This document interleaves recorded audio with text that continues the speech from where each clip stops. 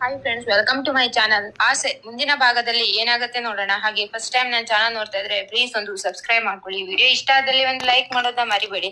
ಸಂಚಿಕೆ ಶುರುವಿನಲ್ಲಿ ಬೆಳಿಗ್ಗೆ ಮೀನಾ ಒಂದ್ ಸೈಡ್ ಅಲ್ಲಿ ಕುತ್ಕೊಂಡು ಹೂ ಕೊಡ್ತಿರುವಾಗ ಅಲ್ಲಿಗೆ ಶಾಂತಿ ಬಂದ್ಬಿಟ್ಟು, ಹೂ ಕಟ್ಟೋಳೆ, ಇವತ್ತು ಮಧ್ಯಾಹ್ನ ಬಿಸಿ ಬಿಸಿಯಾಗಿ ನನ್ಗೂ ಮತ್ತೆ ಕಸ್ತೂರಿಗೆ ಊಟ ತಗೊಂಡ್ ಬಾ ಡಾನ್ಸ್ ಸ್ಕೂಲಿಗೆ ಅಂತ ಹೇಳಿದಾಗ ಅದನ್ನ ಕೇಳಿಸ್ಕೊಂಡು, ಅತ್ತೆ ನನಗೆ ಕೆಲಸ ಇದೆ, ಮಧ್ಯಾಹ್ನಕ್ಕೆ ಊಟ ರೆಡಿ ಮಾಡಿ ಇಟ್ಟಿದ್ದೀನಿ, ನಾನು ಕೂಡ ಮನೆಗೆ ಬರ್ತೀನಿ, ಮನೆಗೆ ಬಂದು ಊಟ ಮಾಡಿ ಅಂತ ಹೇಳಿದಾಗ ಅದನ್ನ ಹೇಳೋದಕ್ಕೆ ನೀನೇ ಅವಳೆ, ನಾನ್ ಹೇಳ್ದಷ್ಟು ಮಾಡು, ನೀನು ಡಾನ್ಸ್ ಸ್ಕೂಲಿಗೆ ಊಟ ತಗೋ ಬರ್ತಿದ್ಯಾ ಅಷ್ಟೇ ಅಂತ ಹೇಳಿದಾಗ ಅದನ್ನ ಕೇಳಿಸ್ಕೊಂಡು ಸೂರ್ಯ ಅಲ್ಲಿಗೆ ಬಂದ್ಬಿಟ್ಟು, ಬರಲ್ಲ, ನನ್ ಹೆಂಡತಿ ಅಂತೂ ಬರದೇ ಇಲ್ಲ, ಏನ್ ಮಾಡ್ಕೊಂತೀಯ ಸಕ್ರೆ ಅಂತ ಹೇಳಿದಾಗ, ಏನೋ ನೀನು ಹೆಂಡತಿ ಪರ ವಹಿಸ್ಕೊಂಡು ನನ್ನನ್ನ ಉಪವಾಸ ಗಿಡಿಸ್ಬೇಕು ಅಂತ ಅನ್ಕೊಂಡಿದ್ಯಾ ಹೇಗೆ? ಅವಳು ಇವತ್ತು ಡಾನ್ಸ್ ಕ್ಲಾಸಿಗೆ ಊಟ ತರ್ಲೇಬೇಕು ಅಂತ ಶಾಂತಿ ಧಮಕಿ ಹಾಕಿದಾಗ, ನಿನ್ ಕಣ್ಣಿಗೆ ನಮ್ಮ ಹೆಂಡತಿ ಮಾತ್ರ ನಿನಗೆ ಕಾಣಿಸೋದ, ನಿನ್ಗೆ ಇಬ್ರು ಮತ್ತೆ ಸೊಸೆ ಅಂತ ಇದ್ದಾರಲ್ಲ ಅವ್ರಿಗೆ ಹೇಳ್ಬೋದಲ್ವಾ ಅಂತ ಹೇಳಿದಾಗ, ಅವ್ರಿಬ್ರು ಕೆಲ್ಸಕ್ಕೆ ಹೋಗಿದಾರ್ ಕಣೋ ಅಂತ ಶಾಂತಿ ಹೇಳಿದಾಗ, ಮೀನನು ಈಗ ಹೂ ಕೊಡಕ್ ಹೋಗ್ಬೇಕು, 3 ಹೊತ್ತು ಮನೆ ಕೆಲಸ ಮಾಡ್ಕೊಂಡಿರೋದಕ್ಕಾಗಲ್ಲ, ಅದು ಸಾಲದು ಅಂತ ಮಧ್ಯಾಹ್ನಕ್ಕೆ ಊಟ ರೆಡಿ ಬೇರೆ ಮಾಡಿ ಇಟ್ಟಿದ್ದಾಳೆ, ಮನೆಗ್ ಬಂದು ಬಿಸಿ ಬಿಸಿಯಾಗಿ ನೀನೇ ಊಟ ಹಾಕೊಂಡು ತಿನ್ಬೋದಲ್ವಾ ಅಂತ ಹೇಳಿದಾಗ,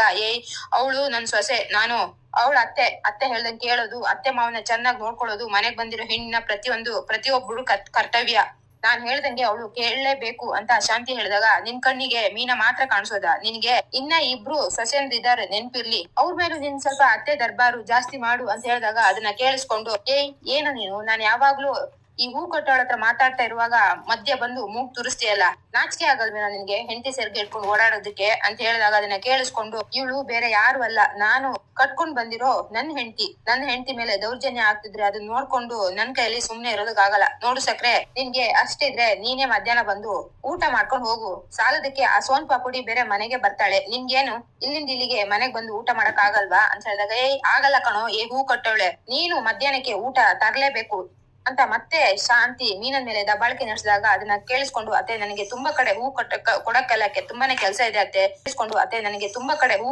ಕೊಡಕ್ಕೆಲ್ಲಕ್ಕೆ ತುಂಬಾನೇ ಕೆಲಸ ಇದೆ ಅತ್ತೆ, ಮತ್ತೆ ಮನೆಗ್ ಬಂದು ಬಿಸಿ ಮಾಡ್ಕೊಂಡು ಅದನ್ನ ಹಳ್ಳಿಗಳ ತರಕ್ ಆಗಲ್ಲ ಅಂತ ಹೇಳಿದಾಗ, ಅಂದ್ರೆ ಅತ್ತೆ ಮಾವ ಹಸ್ಕೊಂಡ್ ಸತ್ರು ಪರವಾಗಿಲ್ಲ, ನಿನ್ ಕೆಲ್ಸನೇ ದೊಡ್ಡದಾಗೋಯ್ತಾ, ಸಾಲದಕ್ಕೆ ಲಕ್ಷ ಸಂಪಾದನೆ ಮಾಡ್ತಿದ್ಯಾ ನೋಡು ಅಂತ ಹೇಳಿದಾಗ ಅದನ್ನ ಕೇಳಿಸ್ಕೊಂಡು, ಲಕ್ಷನೋ ಸಾವಿರನೋ ಸಂಪಾದನೆ ಮಾಡ್ತಾ ಇದೀವಲ್ಲ ಅದನ್ನ ಹೇಳು ಸಕ್ರೆ, ಇವಾಗ ಅವಳೇ ಹೇಳಿದ್ ತಾನೆ ತರಕ್ ಆಗಲ್ಲ ಅಂದ್ರೆ ತರಕ್ ಆಗಲ್ಲ ಅಂತ ಸೂರ್ಯ ರೇಗಕ್ಕೆ ಶುರು ಮಾಡ್ತಾನೆ. ಅದನ್ನ ಕೇಳಿಸ್ಕೊಂಡು ರಂಗನಾಥ್ ಹೊರಗಡೆ ಹೋದವರು ಒಳಗಡೆ ಬಂದ್ಬಿಟ್ಟು, ಏನು ಈ ಮನೆಯಲ್ಲಿ ಶಾಂತಿ ಅಂತೂ ಬಾಯಿ ಮುಚ್ಕೊಂಡಿರೋದಿಲ್ಲ, ಸೂರ್ಯ ನಿನ್ ವಾಯ್ಸು ಕೂಡ ಈಗ ರೈಸ್ ಆಗ್ತಿದ್ಯಲ್ಲ, ಏನಾಯ್ತು ಅಂತ ಹೇಳಿದಾಗ, ಅಪ್ಪ ನೋಡಪ್ಪ ಇಲ್ಲಿ ಅಂತ ಸೂರ್ಯ ಹೇಳೋ ಬರೋಷ್ಟ್ರಲ್ಲಿ, ರೀ ನಾನು ಡಾನ್ಸ್ ಕ್ಲಾಸ್ ಅಲ್ಲಿ ಬಿಸಿ ಇರ್ತೀನಿ, ಅದಕ್ಕೆ ಈ ಹೂ ಕಟ್ಟೋಳ ಹತ್ರ ಮಧ್ಯಾಹ್ನ ಊಟ ತಗೋಬಾ ಅಂದ್ರೆ ಆಗಲ್ಲ ಅಂತಿದ್ದಾರೆ ಅಂತ ಹೇಳಿದಾಗ, ಅಪ್ಪ ಈ ನಂಗೆ ಹೂ ಕೊಡಕ್ಕೆ ತುಂಬಾ ಕಡೆ ಹೋಗಕ್ಕಿದ್ಯಪ್ಪ, ಅದು ಅಲ್ದೆ ತುಂಬಾ ದೂರ ಅವರೆಲ್ಲ ಆರ್ಡರ್ ಕೊಡೋಕೆ ಹೇಳ್ತಾ ಇದ್ದಾರೆ, ಹಾಗಿರುವಾಗ ಮತ್ತೆ ಮನೆಗ್ ಬಂದು ಮತ್ತೆ ಸಕ್ಕರೆಗೋಸ್ಕರ ಪ್ಯಾಕ್ ಮಾಡ್ಕೊಂಡು ಅಲ್ಲಿಗೆಲ್ಲ ಹೋಗೋದಕ್ಕೆ ತುಂಬಾನೇ ಕಷ್ಟ ಆಗುತ್ತೆ, ಅದಕ್ಕೆ ಸಕ್ಕರೆಗೆ ಮನೆಗ್ ಬಂದೇ ಊಟ ಮಾಡಿ ಅಂತ ಹೇಳ್ತಾ ಇದ್ದೀನಿ ಅಂತ ಹೇಳಿದಾಗ ಅದನ್ನ ಕೇಳಿಸ್ಕೊಂಡು, ಸರಿಯಾಗಿ ಹೇಳ್ತಿದಾರಲ್ಲೇ, ಅದ್ರಲ್ಲಿ ಏನಿದೆ ತಪ್ಪು ಅಂತ ಹೇಳಿದಾಗ, ನೀವೇನ್ರಿ ಯಾವಾಗ್ಲೂ ಅವರಿಗೆ ಸಪೋರ್ಟ್ ಮಾಡ್ಕೊಂಡು, ಮಧ್ಯಾಹ್ನ ನನ್ ಸ್ಕೂಲಿಗೆ ಇವಾಗ ಜಾಸ್ತಿ ಮಕ್ಕಳು ಬರ್ತಾ ಇದಾರೆ, ಅವ್ರನ್ನೆಲ್ಲ ಬಿಟ್ಬಿಟ್ಟು ನಾನು ಮನೆಗ್ ಬಂದು ಊಟ ಮಾಡ್ಕೊಳಕ್ ಹೋಗಕ್ಕಾಗುತ್ತಾ, ಅದಕ್ಕೆ ಒಂದು ಅರ್ಧ ಗಂಟೆ ಹೋಗುತ್ತೇನಪ್ಪ, ಏನ್ ದೊಡ್ಡದಾಗಿ ಇವಳು ಬಿಸ್ನೆಸ್ ಮಾಡ್ತಾ ಇದ್ದಾಳ, ಅರ್ಧ ಗಂಟೆ ಅತ್ತೆಗೋಸ್ಕರ ಬಿಸಿ ಬಿಸಿ ಊಟ ತಂದು ಕೊಡಕ್ ಆಗಲ್ವಾ ಅಂತ ಹೇಳಿದಾಗ ಅದನ್ನ ಕೇಳಿಸ್ಕೊಂಡು, ಶಾಂತಿ ಇವಾಗೇನು ನಿನ್ಗೆ ಊಟ ಬೇಕಲ್ವಾ, ಸರಿ ಆಯ್ತು ನಾನೇ ತಗೊಂಡ್ ಬಂದ್ ಕೊಡ್ತೀನಿ ಅಂತ ರಂಗನಾಥ್ ಹೇಳ್ತಿವಾಗ ಅದನ್ನ ಕೇಳಿಸ್ಕೊಂಡು, ಅಯ್ಯ ಬೇಡ ಮಾವ, ನಾನು ಈಗಲೇ ಅತ್ತೆಗೆ ಊಟನ ಪ್ಯಾಕ್ ಮಾಡ್ಕೊಡ್ತೀನಿ ಅಂತ ನೀನ ಹೇಳ್ತಾಳೆ, ಬೇಡ ಕಣೆ, ಬೆಳಗ್ಗೆ ಕೊಟ್ಟಿರೋದನ್ನ ಮಧ್ಯಾಹ್ನ ತಿನ್ನೋದಕ್ಕೆ ನಂಗೇನ್ ಗತಿ ಇಲ್ಲ ಅಂತ ಅನ್ಕೊಂಡಿದ್ಯಾ, ರೀ ನಿಮ್ಗೆ ಗೊತ್ತಲ್ವಾ ಬಿಸಿ ಬಿಸಿ ಊಟ ಇಲ್ಲ ಅಂದ್ರೆ ನನ್ಗೆ ಊಟ ಗಂಟಲ್ಲಿ ಇಳಿಯೋದೇ ಇಲ್ಲ, ನನ್ ಊಟ ಯಾವಾಗ್ಲೂ ಬಿಸಿ ಬಿಸಿ ಆಗಿರ್ಲೇಬೇಕು ಅಂತ ಹೇಳಿದಾಗ, ಸರಿ ಆಯ್ತು ಇವಾಗ ಹೇಳಿದ್ನಲ್ಲ ನಾನೇ ಊಟ ತಂದ್ ಕೊಡ್ತೀನಿ ನಿನ್ಗೆ, ನಾನು ಮನೆಗೆ ಹೇಗೂ ಕೆಲಸ ಇಲ್ದೆ ಇದೀನಲ್ಲ ಅಂತ ರಂಗನಾಥ್ ಅವ್ರು ಹೇಳ್ತಾರೆ. ಅದನ್ನ ಕೇಳಿಸ್ಕೊಂಡು, ಅಯ್ಯೋ ಮಾವ ಅಂತ ಮೀನಾ ಅವ್ರ ಹತ್ರ ಬಂದ್ಬಿಟ್ಟು, ಅದೆಲ್ಲ ಏನು ಬೇಕಾಗಿಲ್ಲ ಮಾವ, ನಾನೇ ಊಟ ಅತ್ತೆಗೆ ತಗೊಂಡೋಗಿ ಕೊಡ್ತೀನಿ, ನೀವು ಸುಮ್ನೆ ಈ ಬಿಸಿಲಲ್ಲೆಲ್ಲ ಹೋಗೋದ್ ಬೇಡ ಅಂತ ಹೇಳಿದಾಗ ಅದನ್ನ ಕೇಳಿಸ್ಕೊಂಡು ಸೂರ್ಯ ಕೂಡ, ಹೌದಪ್ಪ ನೀನು ಈಗ ಊಟ ಮಧ್ಯಾಹ್ನಕ್ಕೆ ಶಾಂತಿ ಹತ್ರ ಸಕ್ಕರೆ ಬೈಲೆ ಹತ್ರ ತಗೊಂಡ್ ಹೋದ್ರುನು ಆಟೋಗೆ ಮತ್ತೆ ಬರೋದಕ್ಕೆ ನೀನೇ ದುಡ್ಡು ಕೊಡ್ಬೇಕಾಗತ್ತೆ, ಸಕ್ಕರೆ ಹಾಗೂ ನಿನಗೆ ದುಡ್ಡು ಕೊಡೋದಿಲ್ಲ, ಸುಮ್ನೆ ದುಡ್ಡು ಜಾಸ್ತಿ ಖರ್ಚಾಗತ್ತೆ, ಅದೆಲ್ಲ ಏನು ಬೇಕಾಗಿಲ್ಲ ಮೀನಾ, ಹೇಗೂ ಸಕ್ಕರೆ ನಿನ್ ತಲೆ ಮೇಲೆ ಭರತನಾಟ್ಯ ಮಾಡ್ತಾ ಇದ್ದಾಳಲ್ವಾ, ಒಂದ್ ಕೆಲ್ಸ ಮಾಡು, ನೀನೇ ತಗೊಂಡೋಗ್ ಕೊಡು ಅಂತ ಹೇಳಿದಾಗ, ಹಾಗ್ ಬಂದಿದ್ದಾರಿಗೆ, ಹೂ ಕೊಟ್ಟವಳೆ, ನನಗ್ ಮಾತ್ರ ಅಲ್ಲ ಕಸ್ತೂರಿಗೂ ಸೇರಿಸಿ ತಗೊಂಡ್ ಬಾ ಅಂತ ಹೇಳ್ಬಿಟ್ಟು ಅಲ್ಲಿಂದ ಶಾಂತಿ ಹೊರಟು ಹೋಗ್ತಾರೆ. ಏನಪ್ಪಾ ಇದೆಲ್ಲ, ಯಾವಾಗ ನೋಡಿದ್ರು ಮೀನನ್ನೇ ಮನೆ ಕೆಲ್ಸದವ್ರ ತರ ನೋಡ್ತಾ ಇರ್ತಾರಲ್ಲಪ್ಪ, ಇದ್ ಯಾವತ್ತೂ ಬದ್ಲೇ ಆಗೋದಿಲ್ವಾ ಅಂತ ಸೂರ್ಯ ಕೇಳಿದಾಗ ಅದನ್ನ ಕೇಳಿಸ್ಕೊಂಡು, ಕಾಲ ಕ್ರಮೇಣ ಎಲ್ಲಾನು ಬದ್ಲಾಗತ್ತೆ ಕಣೋ, ನಾವ್ ಅಲ್ಲಿ ತನಕ ಕಾಯ್ಲೇಬೇಕು ಅಂತ ರಂಗನಾಥ್ ಹೇಳಿ ಅಲ್ಲಿಂದ ಹೊರಟು ಹೋಗ್ತಾರೆ. ಇನ್ನೊಂದ್ ಕಡೆ ಒಬ್ಬ ರೌಡಿ ತರ ಇರ್ತಾನೆ, ಅವನು ಮನು ಶೋರೂಮ್ ಹೊರಗಡೆ ನಿಂತ್ಕೊಂಡು, ಪರವಾಗಿಲ್ಲ ಶೋರೂಮ್ ದೊಡ್ಡದಾಗೇ ಇದೆ, ಚೆನ್ನಾಗ್ ಆಟ ಆಡಿಸ್ಬೇಕು ಅಂತ ಒಳಗಡೆ ಬಂದು ಅಲ್ಲಿ ಒಂದ್ ಹುಡುಗಿ ಸೇಲ್ಸ್ ಗರ್ಲ್ ಇರ್ತಾಳೆ, ಅವಳಂದ್ರೆ ಬಂದು, ಇಲ್ಲಿ ಓನರ್ ಎಲ್ಲಿ ಅಂತ ಕೇಳ್ತಾನೆ. ಆಗ ಅಲ್ಲಿದ್ದಾರೆ ನೋಡಿ ಅಂತ ಆ ಹುಡುಗಿ ತೋರಿಸಿದಾಗ ಓನರ್ ಹತ್ರಕ್ಕೆ ಬರ್ತಾ ಇರ್ತಾನೆ ಈ ಕಡೆ ಒಬ್ಬ ರೌಡಿ. ಆಗ ಈ ಕಡೆ ಮನೋಜ ಯಾವ ಒಬ್ಬ ವ್ಯಕ್ತಿಗೆ ಸರ್ ಫ್ರಿಡ್ಜ್ ತಗೊಳ್ಳಿ ಸರ್, ಅದು ನಿಮ್ಗೆ 700 rupees ಕಡಿಮೆ ಆಗುತ್ತೆ. 700 rupees ಕಡಿಮೆ ಅಂದ್ರೆ ಸುಮ್ನೆ ಅಲ್ಲ ಸರ್, ತುಂಬಾ ಒಳ್ಳೆ ಆಫರ್ ಅಂತ ಹೇಳಿದಾಗ ಸರಿ ಆಯ್ತು ನಾನು ಫ್ರಿಡ್ಜ್ ನೇ ನೋಡ್ತೀನಿ ಅಂತ ಹೇಳಿದಾಗ oh thank you so much sir, good choice.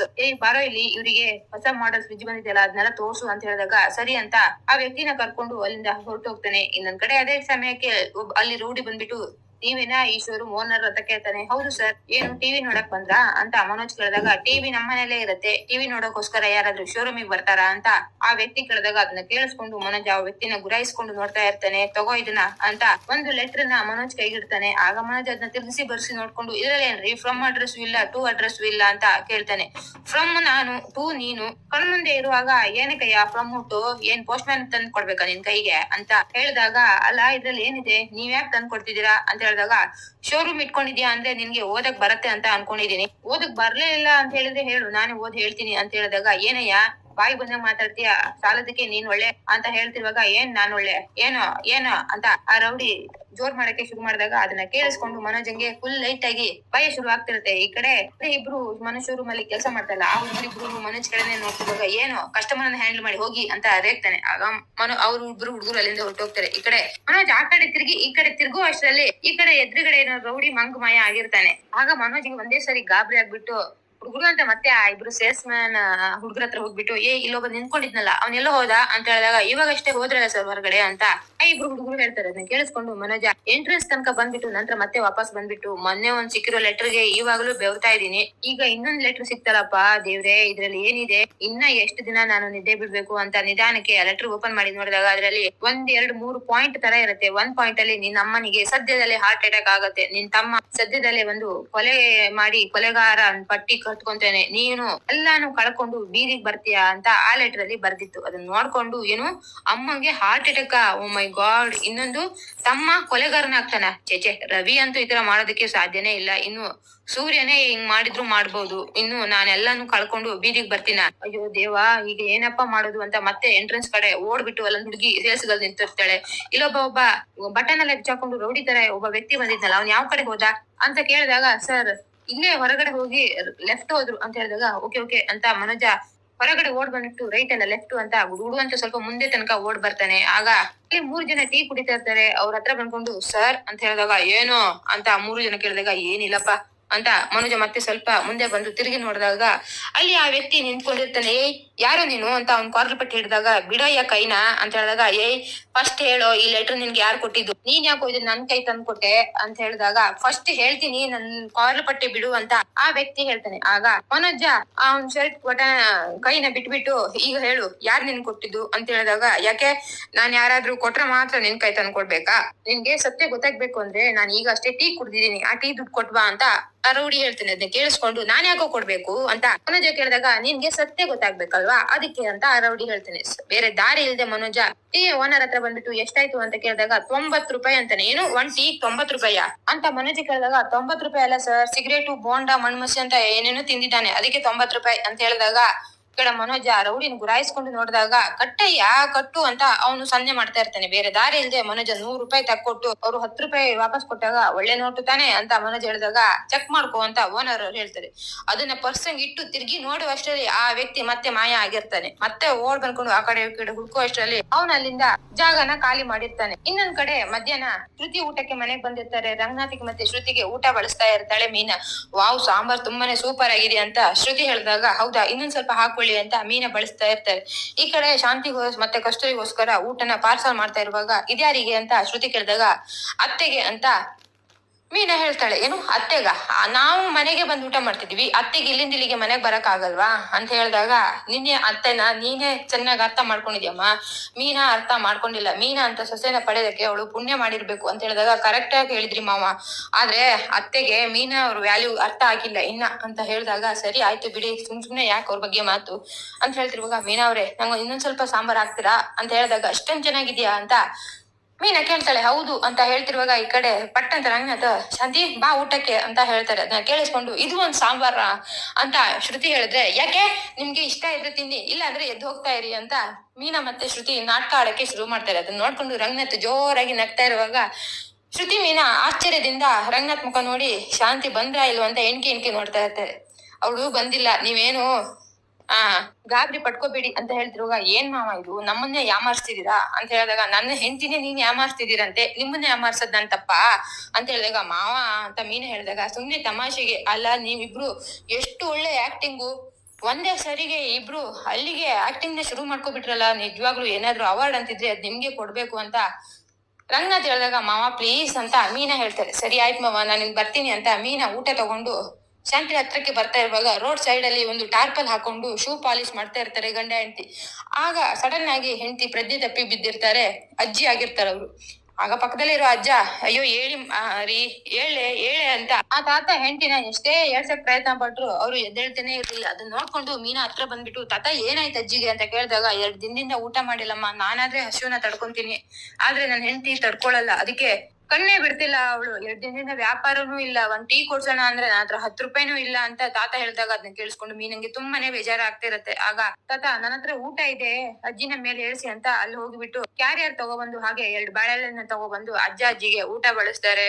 ಈ ಕಡೆ ಅಜ್ಜಿ ತುಂಬಾ ತೃಪ್ತಿಯಿಂದ ಊಟನ ಮಾಡ್ತಾರೆ. ನಂತರ, ನೀನ್ ತುಂಬಾ ಸುಖವಾಗಿರಮ್ಮ, ಈಗಲೂ ಆಗ್ಲೂ ಹೋಗ್ತಿರೋ ನಮ್ ಪ್ರಾಣನ ಸ್ವಲ್ಪ ದಿನ ಕಾಲಕ್ಕೆ ನೀನು ಮುಂದೂಡಿದ್ಯಾ ಅಂತ ಹೇಳಿದಾಗ, ಅಯ್ಯೋ ಆತರ ಹೇಳ್ಬಿಡಿ, ನಿಮ್ಗೆ ಏನು ಆಗಲ್ಲ, ನನ್ಗೆ ಅಜ್ಜಿ ಇದ್ದಿದ್ರೆ ನಾನು ಇದೇ ತರನೇ ನೋಡ್ಕೊಂತಿದ್ದೆ, ನಾನ್ ಇನ್ಮೇಲೆ ದಿನಾನು ಇದೇ ರೋಡಲ್ಲಿ ಹೋಗ್ತೀನಿ, ನಿಮ್ಮಿಬ್ರಿಗೋಸ್ಕರ ಮಧ್ಯಾಹ್ನ ಊಟ ತರ್ತೀನಿ, ಈ ತಗೊಳ್ಳಿ 100 ರೂಪಾಯಿನ, ರಾತ್ರಿಗೂ ನೀವು ಹಚ್ಕೊಂಡು ಮಲ್ಗೋಬೇಡಿ ಅಂತ ಹೇಳಿದಾಗ, ಅಯ್ಯೋ ಇದೆಲ್ಲ ಯಾಕಮ್ಮ ಅಂತ ಆ ಅಜ್ಜಿ ಹೇಳಿದಾಗ, ಪರವಾಗಿಲ್ಲ ನಿಮ್ ಮೊಮ್ಮಗಳು ಅಂತ ಅನ್ಕೊಳ್ಳಿ, ನಾನಿನ್ ಬರ್ತೀನಿ ಅಂತ ಮೀನಾ ಗಾಡಿ ಹತ್ರ ವಾಪಸ್ ಬಂದಾಗ ಶಾಂತಿ ಫೋನ್ ಮಾಡ್ತಾಳೆ. ಅಯ್ಯೋ ಅತ್ತೆ ಫೋನ್ ಮಾಡ್ತಿದ್ದಾರೆ, ಅವ್ರಿಗೆ ತಂದಿರೋ ಊಟನ ಇವ್ರಿಬ್ರಿಗೆ ಬಳಸ್ಬಿಟ್ಟೆ, ಈಗ ಏನ್ ಮಾಡ್ಲಿ ಅಂತ ಯೋಚನೆ ಮಾಡ್ತಾ ಇರ್ತಾಳೆ. ಇನ್ನೊಂದ್ ಕಡೆ ಶಾಂತಿ ಮಕ್ಳಿಗೆಲ್ಲ ಡಾನ್ಸ್ ಹೇಳ್ಕೊಡ್ತಾ ಇರ್ತಾಳೆ, ತೈ ತೈ ಅಂತೇಳಿ. ಈ ಕಡೆ ಅವೆರಡು ಹುಡುಗ ಮತ್ತೆ ಹುಡುಗಿ ಇದಾರಲ್ಲ, ಮುಖ ನೋಡ್ಕೊಂಡೆ ಡಾನ್ಸ್ ಮಾಡ್ತಿರುವಾಗ, ನೀನು ಎದುರುಗಡೆ ನೋಡ್ಬೇಕಪ್ಪ ಅಂತ ಹೇಳಿದಾಗ, ಅದೇನೋ ಗೊತ್ತಿಲ್ಲ ಮಾಸ್ಟರ್, ಯಾವಾಗ್ಲೂ ಕತ್ತು ರೈಟ್ ಸೈಡೇನೆ ನೋಡುತ್ತೆ ಅಂತ ಹೇಳಿದಾಗ ಅದನ್ನ ಕೇಳಿಸ್ಕೊಂಡು ಕಸ್ತೂರಿ, ಯಾಕೆ ನಿನ್ಗೆ ಕತ್ತು ಉಳ್ಕಿದ್ಯಾ ಅಂತ ಕೇಳ್ತಾಳೆ. ಇಲ್ಲ ಅಲ್ಲ ಅಂತ ಆ ಹುಡುಗ ಹೇಳಿದಾಗ, ಮತ್ತೆ ಎದುರುಗಡೆ ನೋಡು ಅಂತ ಬೈದಾಗ, ಈ ಕಡೆ ಆ ಹುಡುಗಿ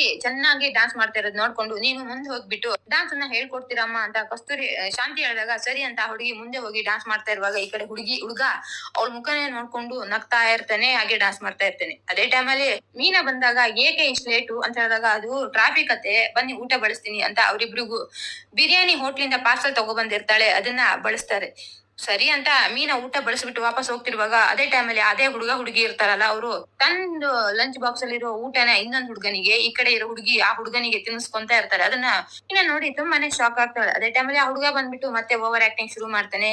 ಮೇಡಮ್, ನೀವು ಟೀಚರ್ ಮನೆಯವರಲ್ವಾ, ಮಾಸ್ಟರ್ ಮನೆಯಲ್ಲಿ ನಾನು ನಿಮ್ಮನ್ನ ಅವತ್ ನೋಡಿದ್ದೆ, ನಾನು ಅವತ್ ಮನೆಗ್ ಬಂದಿದ್ನಲ್ಲ ಅಂತ ಹೇಳಿದಾಗ ಮೀನಾ ಅಂತ ತಲೆ ಅಲ್ಲಾಡ್ಸಿ ಅನುಮಾನದಿಂದನೇ ಅಲ್ಲಿಂದ ಹೊರಟು ಹೋಗ್ತಾಳೆ. ಈ ಕಡೆ ಅದನ್ನ ನೋಡ್ಕೊಂಡು, ನೋಡ್ದ ಮಾಸ್ಟರ್ ಮನೆಯವ್ರನ್ನೆಲ್ಲ ನಾನು ಹೇಗ್ ಪರಿಚಯ ಮಾಡ್ಕೊಂಡಿದೀನಿ ಅಂತ ಆ ಹುಡುಗಿ ಹತ್ರ ಹೆಮ್ಮೆಯಿಂದ ಹೇಳ್ಕೊಂತಾ ಇರ್ತಾಳೆ. ಅಲ್ಲಿಗೆ ಸಂಚಿಕೆ ಮುಕ್ತಾಯವಾಗುತ್ತೆ ಫ್ರೆಂಡ್ಸ್. ಈ ವಿಡಿಯೋ ನಿಮ್ಗೆ ಇಷ್ಟ ಆದಲ್ಲಿ ಪ್ಲೀಸ್ ಒಂದು ಲೈಕ್ ಮಾಡಿ. ಸಿಗ್ತೀನಿ ನೆಕ್ಸ್ಟ್ ವಿಡಿಯೋದಲ್ಲಿ. ಅಲ್ಲಿ ತನಕ ಟೇಕ್ ಕೇರ್, ಬಾಯ್ ಫ್ರೆಂಡ್ಸ್.